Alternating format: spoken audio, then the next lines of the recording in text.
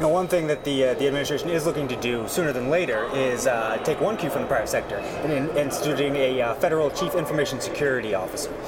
Robert, from your time at OMB, can you talk about the management side of this?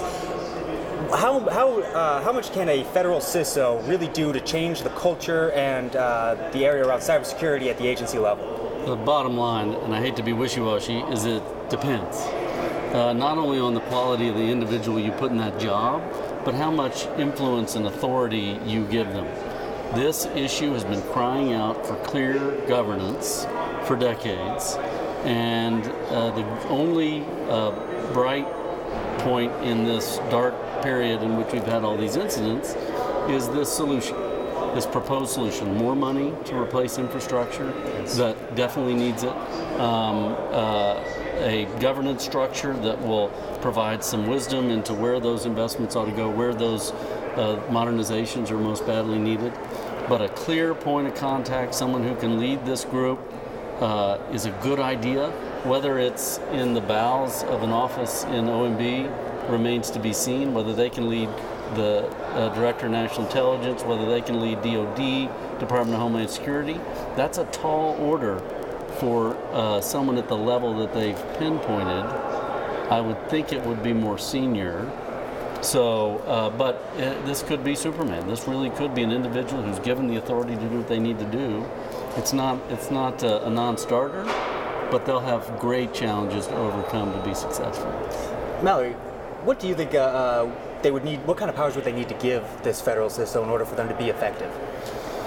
Like Robert said, it really depends on the type of authority this individual has, both in terms of directing staff, a team, also financial resources.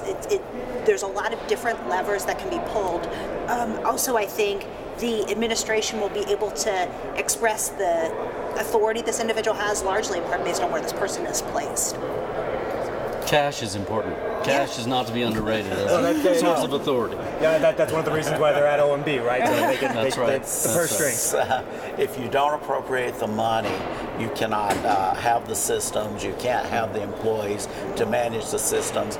All of these cybersecurity breaches have all been a result of austerity, the appropriators refusing to properly fund the government and operate the government. Well, and Robert brought up the $3.1 billion revolving fund that's also been proposed. Do we think that's going to make it through Congress? I'd be surprised if it does. It's a good idea. It's one of the few new innovations that we have in this whole area. There's lots of ways it can be accomplished, but I think the real challenge is to identify how it'll be used, where the controls are, and the nature of the initiative itself raises as many questions as it seeks to answer. I think the administration is going to have a hard time explaining it, but to their credit, they've put a proposal on the table. It's an option. It's worth a fair hearing.